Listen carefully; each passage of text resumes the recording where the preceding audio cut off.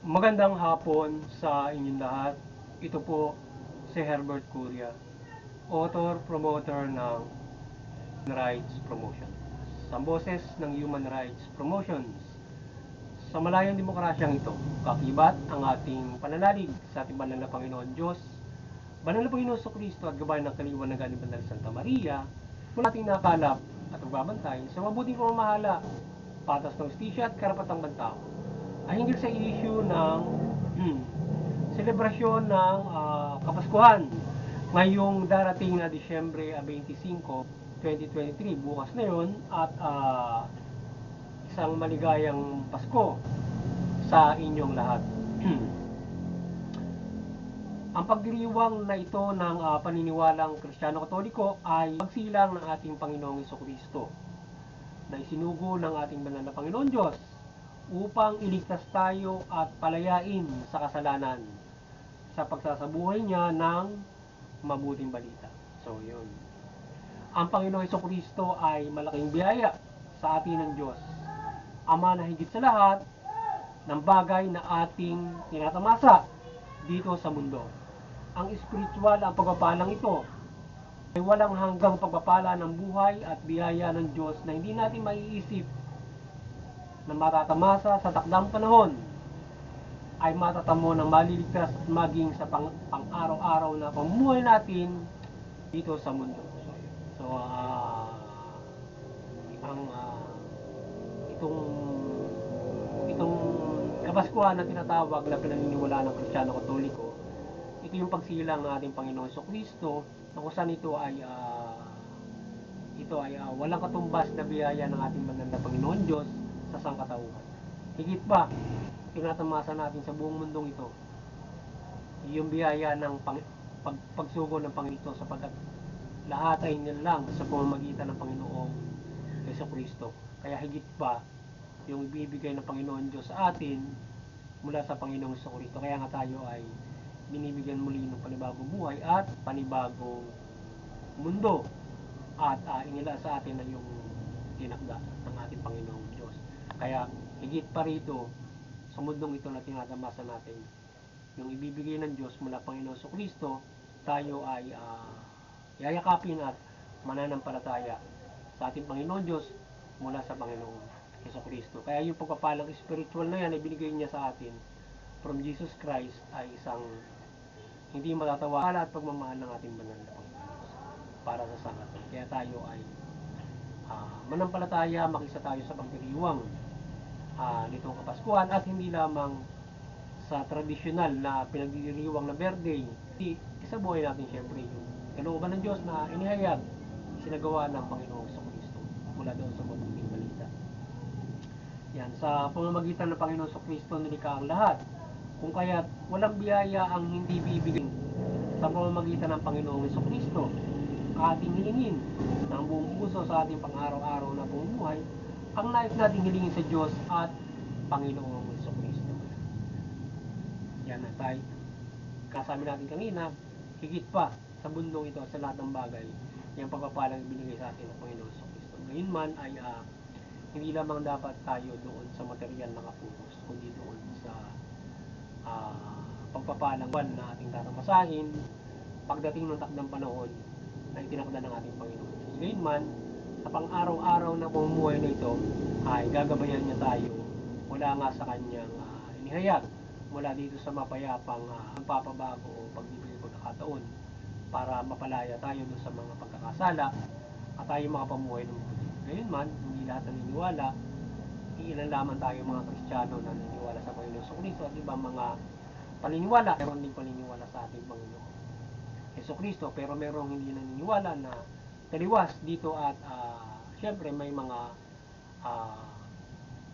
patuloy sa paggawa ng kasama at hindi rin marunong sumunod sa mga kamahalaan na pinagdala ng ating banal na Panginoon. So itong mga kapamahalaan na iba ay taliwas ang kanilang mga panuntunan para sa isang mabuting pamumuhay.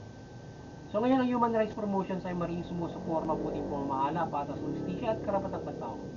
At sa isyong ito ng pagdiriwang ng Kapaskuhan o kaarawan ng ating Panginoon Kristo ay binabati namin kayo ng maligayang Pasko at maligayang kaarawan sa ating Panginoong Jesucristo. Advance happy birthday sa ating Panginoong Jesucristo at maligayang Pasko sa inyo lahat.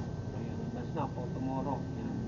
Sana ay marami ang makiisa sa pagdiriwang na ito, na tayo ay nakiisa sa parang simpleng birthday na salo-salo. Tayong lahat ay nagsasalo-salo mula doon sa ating mga magkakaisa sa ating buong komunidad at buong mundo.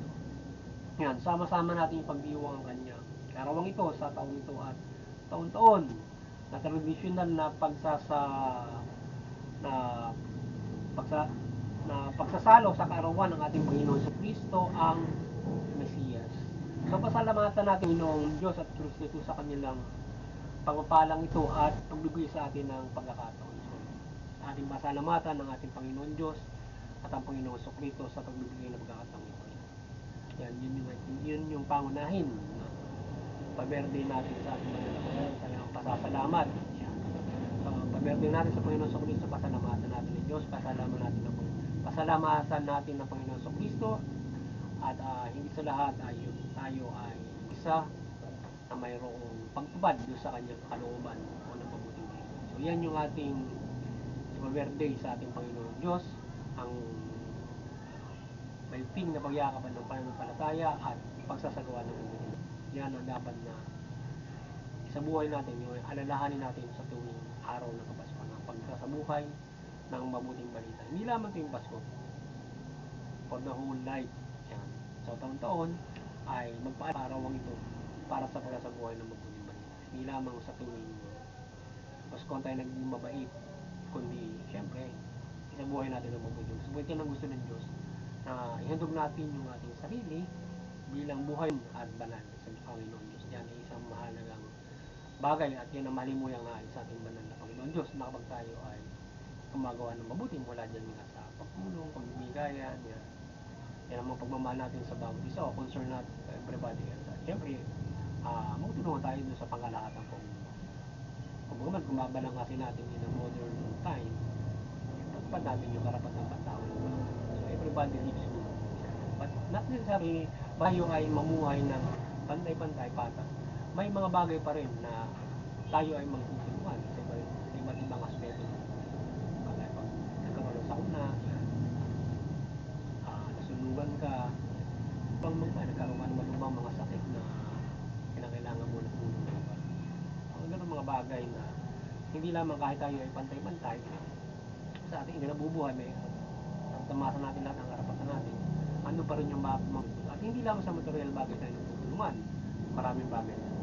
So manalig tayo ng lubos sa ating Panginoong Diyos mula sa Panginoong Jesucristo sa tulong ng banal na Santa Maria na nagsakripisyo para maganap ang pagdito ng ating Panginoong Jesucristo at tulungan siya sa pagpapalago ng ating pananalig sa Diyos hanggang sa ating panahon na ginagabayan niya tayo ng kanyang mga paghimala at kanyang mga gabay sa atin. So yan, manampalataya tayo na lubos sa ating banal na Panginoon Jesucristo, sa banal na Panginoon Diyos. At gayon din ay pasalamatan natin ng ating banal na Santa Maria. Huwag natin kalilimutan na pasalamatan ng banal na Santa Maria na napangunahin sa ating mga tao na naging instrumento para may sakatuparan itong nais ng ating banal na Panginoon Diyos na ito, na magkatawang tao ang Panginoon sa Kristo at tayo ay mapatawad sa ating pagkakasala niya tayo sa ating buhay. So pasalamatan din natin ang ating Santa Maria, at sa pamamagitan niya tayo ay ginawa ng Diyos ang mga pagpapalang ito bilang isang kalugod-lugod na babae, nilalang para sa Panginoon. Palagi tayong magtatamasa ng higit pa sa mundong ito na binigay sa atin ng Panginoon Diyos sa ating pananalig sa ating Panginoong Jesucristo. Mula sa pasasalamat na nagawa natin ng gabay ng mabuting balita upang maligtas tayo at mamuhay ayon sa kalooban ng Panginoon Diyos at Kristo Jesus at ating regalo sa kanyang kaarawan. Gaya nating nabanggit kanina, ay yung unang-una pasalamatan at pagsasabuhay ng mabuting balita. Yan ang magandang regalo natin sa ating banal na Panginoong Jesucristo. Pagsasabuhay ng mabuting balita, yan. In particular, yung ating nabanggit kanina, tayo ay tulungan, magbigayan, mahalin natin kaisa tayo sa kapayapaan, pangunahin ng kapag tuwing nagkakapaskuhan ay papayaran tayo ng kapayapaan. Kung may kapayapaan, tayo ay mayroong kaligtasan sa anumang uri ng mga harasan. At yan, siyempre tayo ay sa pagsasalo-salo, tayo ay nagbibigayan. At hindi lamang yun, sa pamumuhay tayo magtulungan. Yan isang magandang regalo at maging instrument tayo ng Panginoon Diyos para sa biyaya niya sa ating kapwa. Doon sa mga tinatamasa na ibibigay niya sa atin, sapagkat maraming pagpapala tayo mananampalataya para tayo ay paunlarin ng ating banal na Panginoon Diyos. Yung kagaya para hindi tayo sinuswerte sa mga bagay-bagay yan. Hindi ka naman lalagpakan ng Diyos. Baka makabukol ka pa. So, ang biyaya, halimbawa, may negosyo ka, na ibigay sa iyo sa negosyo o kaya trabaho, walang kawawaan na customer bibigay sa iyo ng Diyos dyan. So, lalag negosyo, makatutulong ka sa kapwa tao. Mga ganun mga bagay, mga pagpapala na talagang ikaw ay ano yung may sinuswerte ka sa mga bukal ang nangyayari.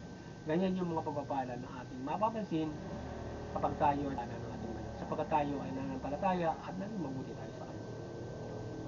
Sapagkat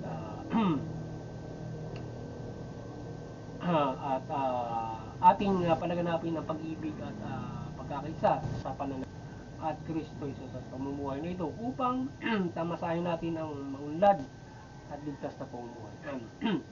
Sa pagpapalang natatamo natin, ibahagi natin sa ating kapwa ang iba pang maging instrumento tayo ng pagpapala sa kapwa natin bilang regalo natin sa ating Panginoon Jesucristo. Magtulungan tayong mapamuhay ng pare-parehong maunlad. So yan. Yan ay muli dalangin at hiling natin sa Panginoon Diyos at Kristo Jesus sa kanyang kaarawan. Yan. Na gabayan niya ang bawat bansa na may patupatan ng tubos ang patapang tao mula sa bansang ito at mundo at mamahala ng mabuti ang bawat kapamalaan. Ang kapayapaan sa mundo ay higit na manaig kaysa kaguluhan at karahasan. So yan yung ating patuloy na kahilingan sa ating banal na Panginoon Diyos na tayo ay mula Panginoon sa Kristo, yan siyempre kapayapaan, katahimikan at kaunlaran siyempre. At mula yun doon sa kaunlaran, lahat ng anong karapatan niya para wala naghihirap na sino mang tao. Namumuhay ka ako doon sa karapatan ng tao na ating sinusulong. Sanangin natin na yung ating buhay sa karapatan ng tao, ito ay manaig at ito ay maayos ako po para sa mga bayan tayo ng ating banal na Panginoon Diyos mula sa ibang kanyang paghimala, pagpapala mula sa banal na Santa Maria. So paghimalan tayo sa ating promosyong ito, maliwanagan yung bawat mga kapamalaan, bawat komunidad, international community to implement human rights. Yan. Hindi mo mahala ang ating kapatid. So yan, muli maliwanagan ng ni Banal na Santa Maria ang lahat pamahalaan at mamamayang Pilipino. At talimain ang mabuting balita at ang pamahalaan ay makapamahala ng mabuti at matuwid at makatarungan at patas at ang mga Pilipino ay makasunod sa pamahalaan. Gayon, makapamumuhay tayo ng payapa, maunlad at naayon sa ating karapatan. At higit sa lahat ay may kaligtasang spiritual. So yun. Kaya muli, magandang hapon sa inyo lahat at ang pagpapala ng Diyos at protect ay sumating lahat. Yan. Sana ay nakapagsabuhay naman tayo ng sa isyong ito ng pagdiriwang ng Kapaskuhan o ito yung religious rights ng Christian Catholic na ating ng karapatang pantao sa linggo. Magandang hapon sa inyo lahat at God bless.